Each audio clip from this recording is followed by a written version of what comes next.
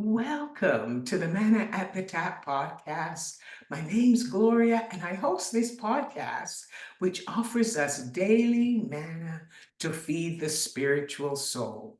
We are in the second week of a journey through the season after Pentecost, and today is Wednesday, June the 5th, 2024.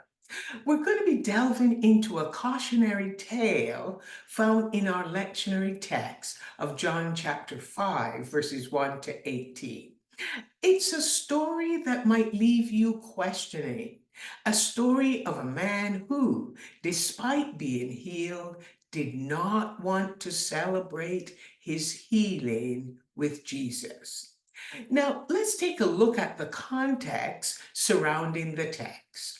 In John chapter 4, Jesus had a deep conversation with a Samaritan woman at the well. Her response was thankfulness for the gift of God for living water. She went and told her whole village about meeting Jesus.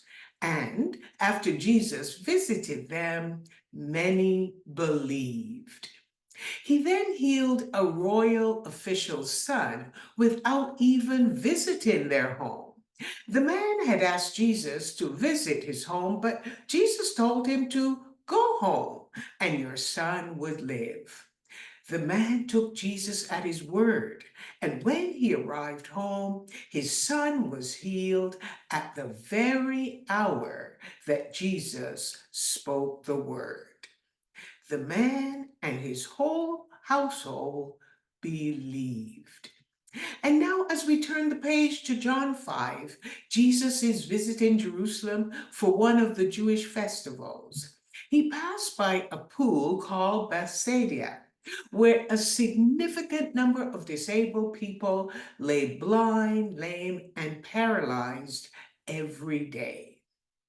Jesus looked over them, and his eyes landed on a man he learned had been in his condition for 38 years.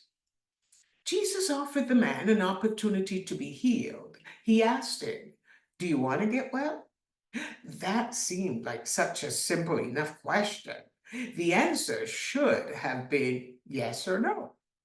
The man gave Jesus the answer he was not looking for. He began to speak about having no one to help him into the pool and when the water was stirred. And he blamed everyone for pushing and shoving him out of the way and going ahead of him. The man admitted he had no one to help him, and when Jesus took pity on him, it seemed that Jesus chose no one else to offer the gift of healing to. But the man was filled with excuses of naming and blaming.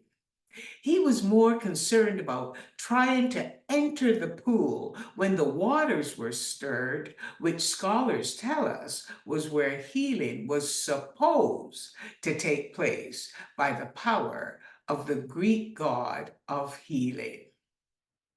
But then a miracle happened. Jesus didn't ask the man if he believed that so he could be healed. He just said to the man, "Get up, pick up your mat, and walk." And the man, in an instant, was cured. He got up, picked up his mat, and walked. There was no assistance from Jesus needed. It was a testament to the strength that had returned to his limbs. Then the narrator tells us that it was the Sabbath day. The man was carrying his mat, which was considered breaking the law, and the religious leaders recognized that the man was healed. They asked, "Who healed you?" When questioned about his healing, he told the religious leaders that the man who made him well told him to pick up his mat and walk. I don't know about you, but I'm feeling the letdown in energy from this man. There's no gratefulness, no celebration that he's healed. There were no hands raised and no shouts of thank you.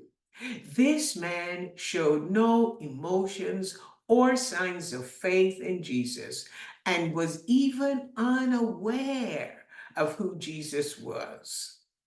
It was as if he did not believe.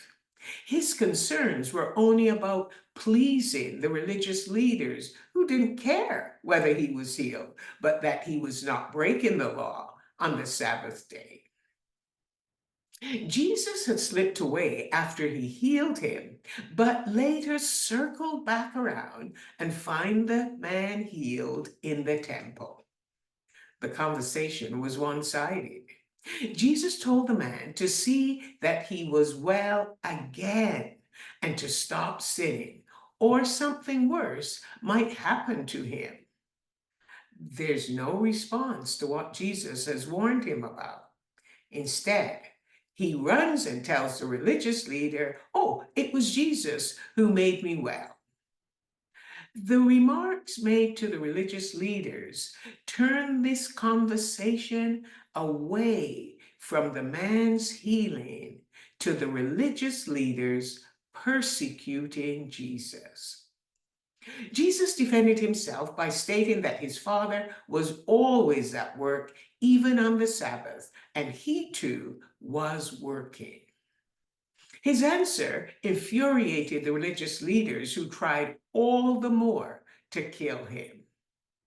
Because Jesus was breaking the Sabbath and calling God his own Father. In their own eyes, he was making himself equal to God. What do you think of this man's story and his lack of enthusiasm for his healing? Listening to Jesus' words, it seems as if he had been well before and was now sick again. Jesus told him to stop sinning. The sin that Jesus referred to is the sin of unbelief.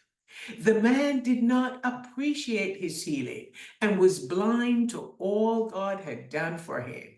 He was more concerned with his standing among religious leaders who didn't care for him.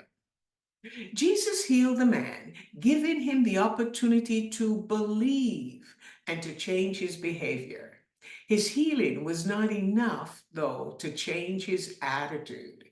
And Jesus' warning was that we all have periods when we need healing. Jesus is passing by, and we do not need to call out to him because he is compassionate and he heals us. But it is our responsibility to believe and to respond in thankfulness for all that Jesus has done for us.